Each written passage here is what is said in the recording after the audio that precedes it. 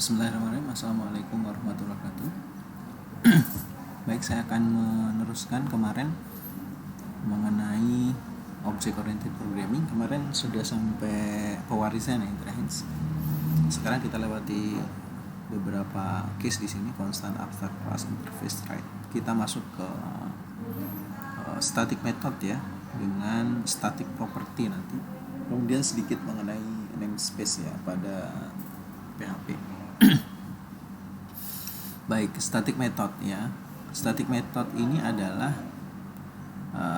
sebuah metode atau fungsi yang dia bisa diakses secara direct ya, directly tanpa membuat sebuah instance atau membuat sebuah objek ya. Nah, untuk mendeklarasikan bagaimana static method itu bisa menggunakan kata-kata static. Nah, sekarang contohnya kita buat aja file baru di OOP.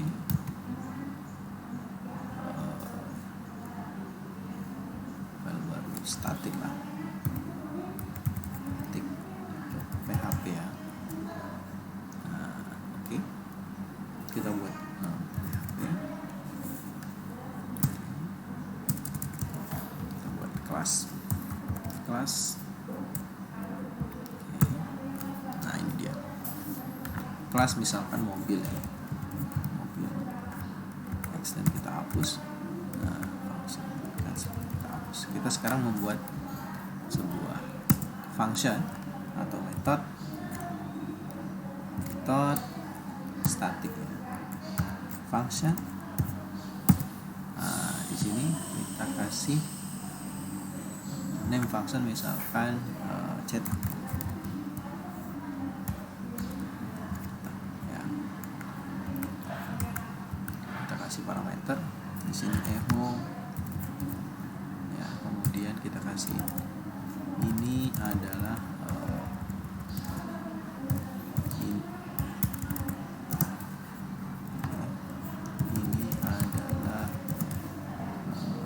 fungsi statik ya.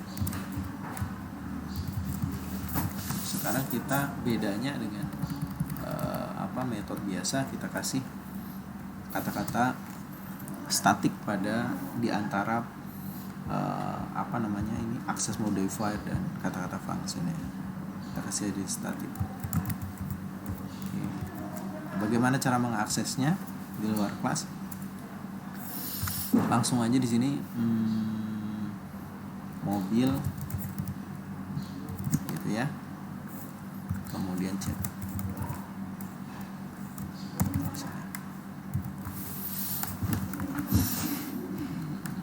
Coba kita sekarang buka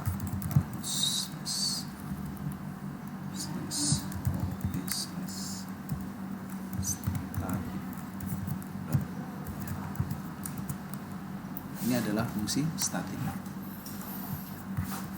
Begitu caranya ya, membuat file static. Kita masukkan ke dalam diantara kata-kata access modifier dan kata-kata function. Kita kasih static function. Jadi ini intinya adalah dia bisa diakses ya, tanpa kita membuat membuat objek ya.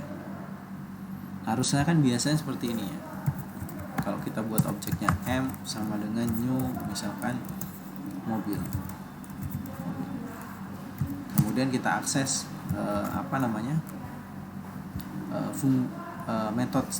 metodenya M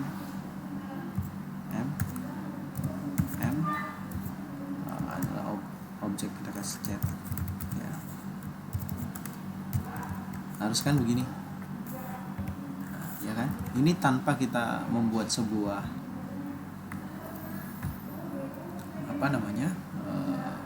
objek, kita bisa langsung mengakses fungsi statik pada objek. Kita lihat ya. Ini perbedaannya.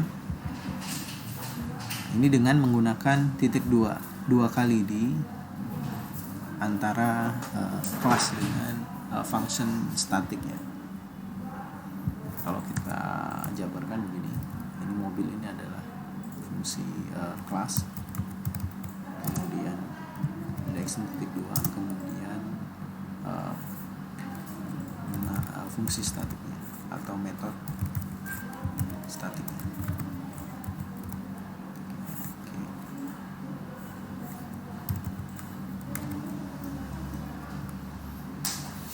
Misalkan kita bedakan di sini, misalkan untuk mencetak nama mobil ya, Yahoo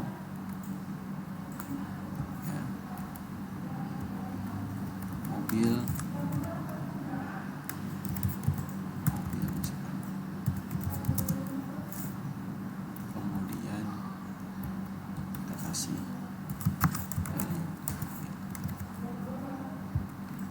misalkan cetak mobil.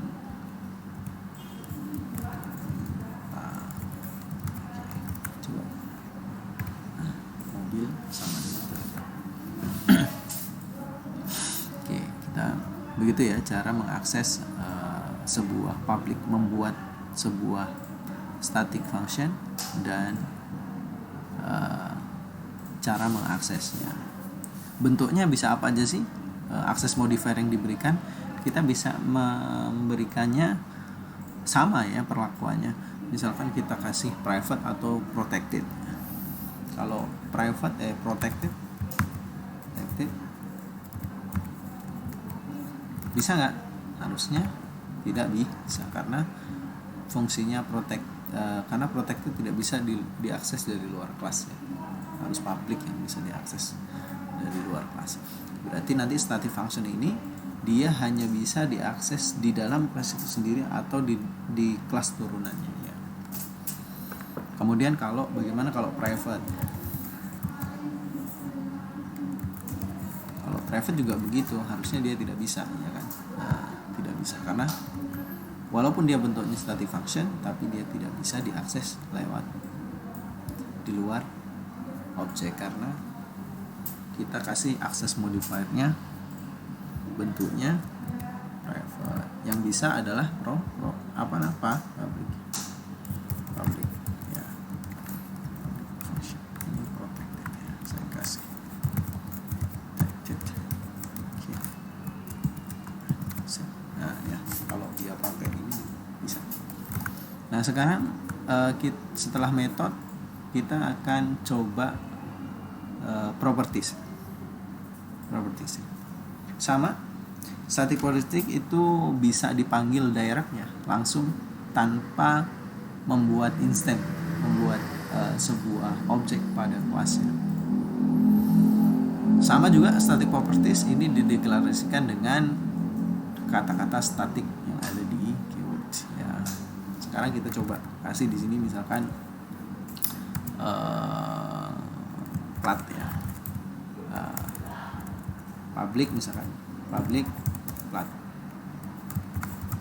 sebuah properti namanya plat. Nah di antara properti ini kita bisa menyelipkan kata-kata statiknya kalau dia statik, misalkan public static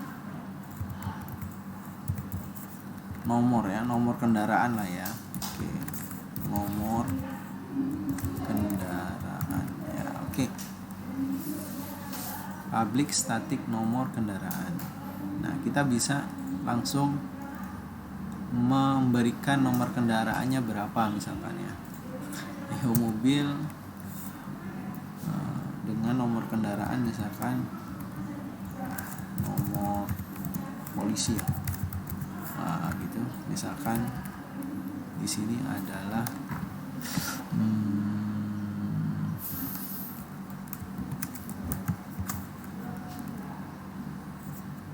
self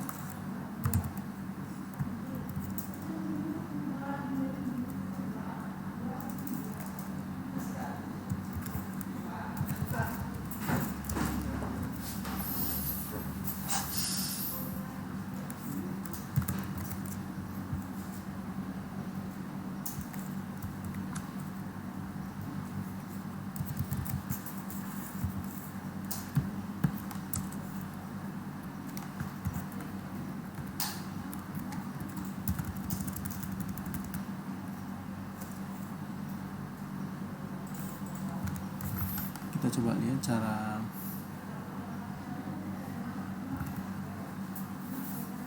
nomor kendaraannya. Lihat di sini sama dengan misalkan 10. Oke, coba kita refresh. Error in 25. Harusnya pakai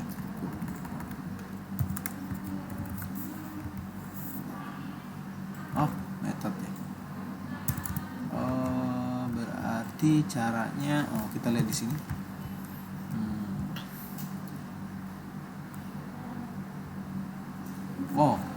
Dia misalkan di sini sama dengan 10 ya. Di sini harus mobil kendaraan. Langsung aja. Ya. Coba kita masuk. Anda kelas continuous.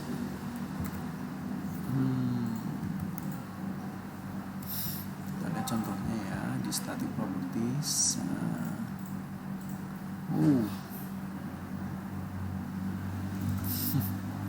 Harus pakai seperti ini. Mohon maaf ya. Coba kita lihat ya. Mobil Toyota dengan nomor polisi 1010. Ini kalau kita pakai Yahoo ya. Toyota nomor polisi 1010.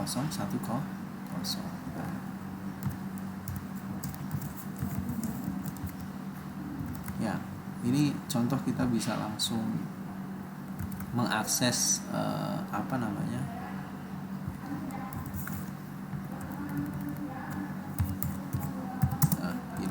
mengakses properties ya di kelas mobil secara direct langsung ya. 1010. Sekarang kalau kita lihat, kita coba fungsi cetak tadi ya, kita menggunakan kata-kata self di sini. Kalian seperti ini. Aksesnya bagaimana saja? Berarti kita bisa membuat aksesnya, misalkan mobil Toyota ini nomor polisinya misalkan sama dengan 222 gitu misalkan ya. Coba kita lihat. Nah, kita bisa mengakses dan merubah langsung properti yang ada di static property yang ada di kelas mobil. Nah, kalau dia misalkan akses modifiernya kita ganti misalkan jadi protected gitu ya. Kita kasih 3 aja langsung di sini. Misalkan protected. Bisa nggak dia diakses di luar kelas? Nggak bisa harusnya. Itu dia. Kalau kita kasih private, harusnya juga nggak bisa ya. Harusnya nggak bisa. Coba kita akses. Nggak bisa juga kan? Karena bentuknya private, static. Ya. Akses modifier. Walaupun static ya. Propertinya static, tapi kalau akses modifiernya protected atau private, dia nggak bisa diakses di luar kelas. Kalau protected, dia bisa diakses, properti tadi itu bisa diakses di dalam kelas itu sendiri atau kelas turunan. Kalau private hanya di kelas itu sendiri gitu ya. Ini contoh mengenai static method dan static property. Nanti untuk penggunaannya dalam pemrograman web gitu ya, yang menggunakan PHP, nanti akan kita akan menemukan hal-hal semacam itu.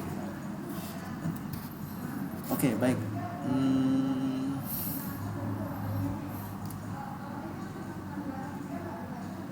Ini ada more than static properties ya. Yang kita tadi memakai kata self ya. Kemudian namespace ya. Namespace. Apa itu namespace? Kalau di sini namespace itu adalah sebagai program untuk qualifiers atau mengklasifikasikan ya beberapa kelas ya dengan nama yang sama. Kadang-kadang memang kalau kita lihat di sini ada sih saya satu nih penjelasan lengkap mengenai namespace ya di Medium di Kala Coding Weekend. Ini di sini sama Mas siapa namanya ini? Mas ada ini ya, namanya Mas siapa ya, lupa saya. Wahyu Wibowo, ini penjelasannya sangat bagus banget ya. Di sini namespace itu biasanya sejarahnya ini bermula pada orang-orang yang ingin membagikan kode ya agar dapat dipakai orang banyak. Kalau object oriented itu kita bisa misalkan kita punya sebuah library data program banyak gitu ya. Di internet itu banyak banget library. Nah, kadang-kadang orang itu membuat kelas nama kelas itu yang sama ya. Sedang di PHP nama kelas itu harus unik. Misalkan saya punya kelas namanya Isan, atau kelas misalkan kelas misalkan mahasiswa gitu ya.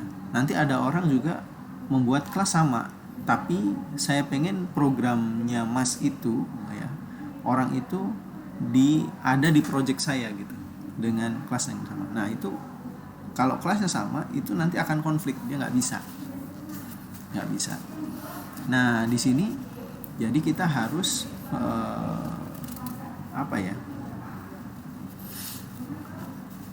harus membuat namespace itu yang berbeda gitu ya. Nah, itu pasti akan sangat rumit banget ya. Sehingga nanti pada versi PHP 5.3 ini sudah mendukung penggunaan namespace. Ya, namespace ini dapat dikategorikan menjadi dua, yaitu global namespace dan relative namespace. Nah, ini dia ada global namespace.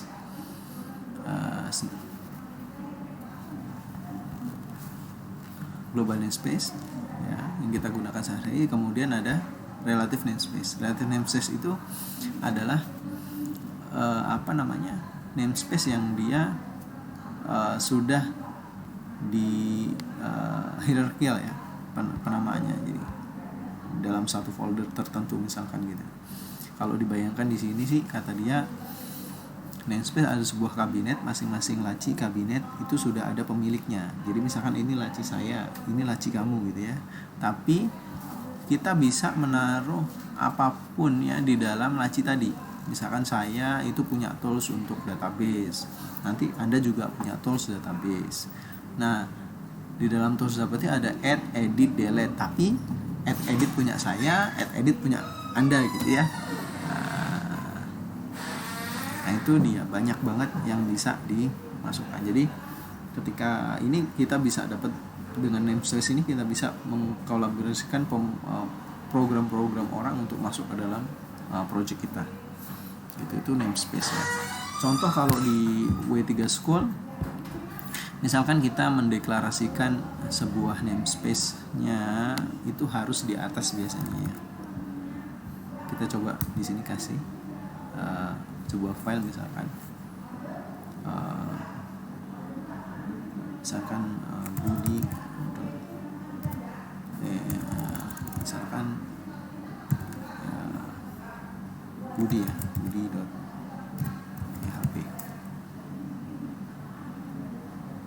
Kita buat dua folder aja, misalkan folder Isan dan Isan. Sorry. Kita hapus aja. Yes. Okay.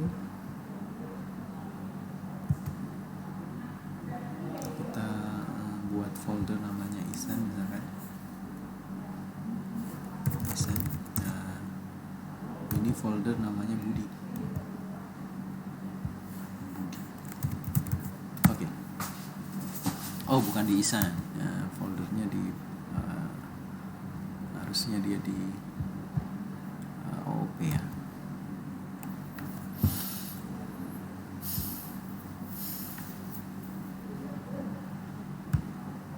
Oke, di sini kita kasih folder Budi ya satu. Nah, misalkan Budi ini punya program, ya, misalkan dia sama-sama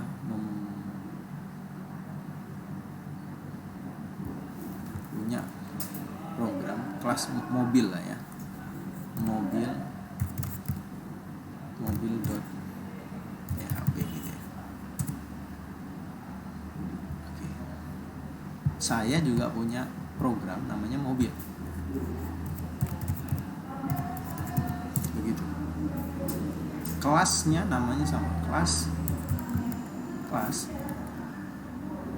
ya, kelas misalkan mobil ya, mobil extend mobil extend yang dihapus misalkan sama-sama punya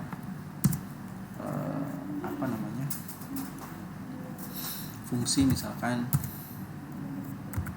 cetak nomor misalkan.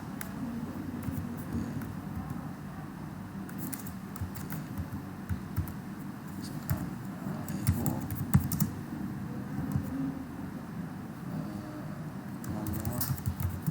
sama dengan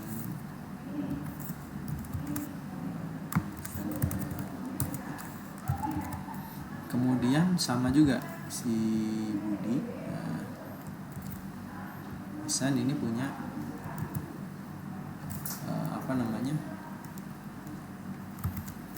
punya kelas yang sama gitu ya.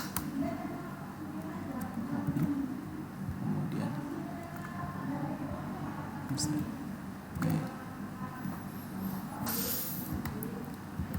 nah sekarang kita akan membuat sebuah file, misalkan file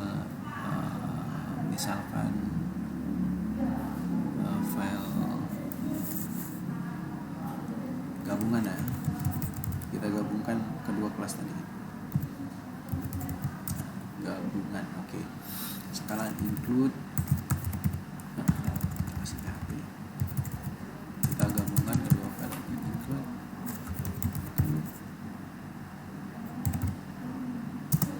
file apa tadi, Budi /mobil .php. Kemudian satunya Ihsan .php. Oke. Sekarang coba kita akses file gabungan tadi, localhost /gabungan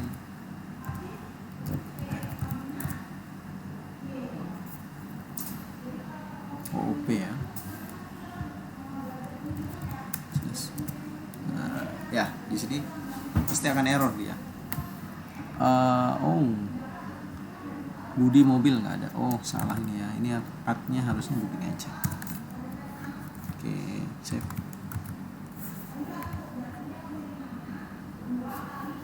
Ada nggak sih nih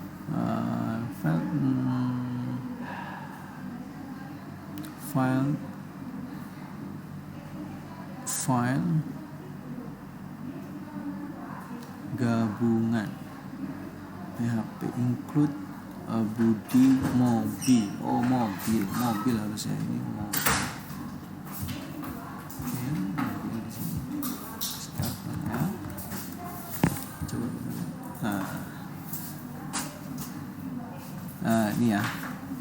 Fatal error kata dia. Cannot declare class mobil because the name is already in use. Online 2. Jadi nggak bisa mendeklarasikan kelas yang sama ya di di kelas mobil ya, karena saya punya sama-sama mempunyai kelas namanya mobil. Nah, bagaimana cara mengatasinya? Ini kita menggunakan namespace. creating table class inline space ya. Kita misalkan di sini kita kasih misalkan namespace-nya karena ini program namespace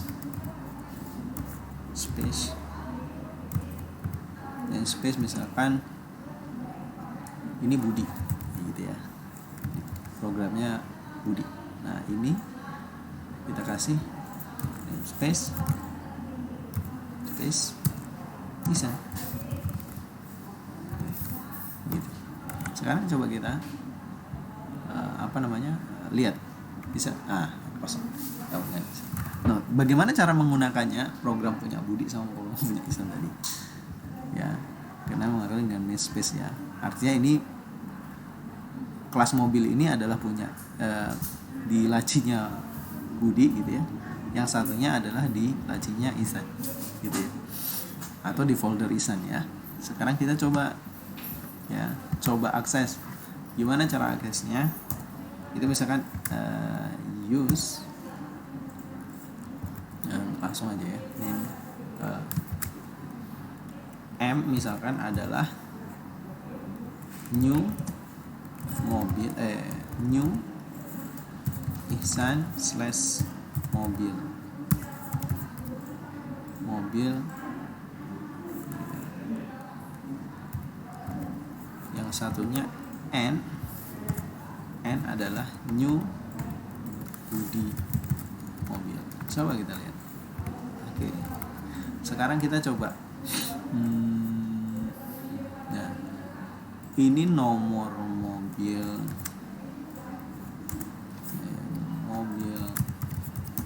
Ihsan, nomornya berapa gitu ya. Oke, ini mobil Budi.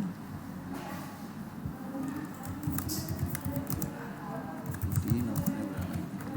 Sekarang kita coba akses di file gabungan ini M sama dengan cetak nomor misalkan 2020 gitu ya. Oke, coba kita lihat mobil Ihsan nomornya 2020. Karena kita mau nyetak nomornya mobil dari kelas Budi ya. Fungsi Budi tadi kita pengen menjalankan fungsi dari kelas mobilnya si Budi, berarti objeknya namanya N ya, N new Budi. Sekarang kita lihat cetak nomor ada nggak? Di Budi cetak nomor ada. Mobil nomor Budi adalah value misalkan kita kasih di sini file gabungannya misalkan 10101. Nah, kita kasih di sini misalkan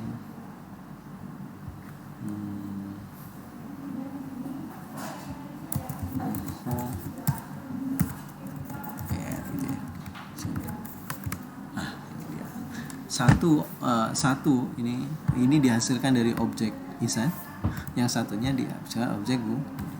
Kalau nggak ada namespace gimana? Kalau nggak ada namespace nggak akan bisa, karena di dalam satu file yang yang dijalankan oleh PHP itu tidak boleh memiliki kelas yang sama, kelasnya harus berbeda.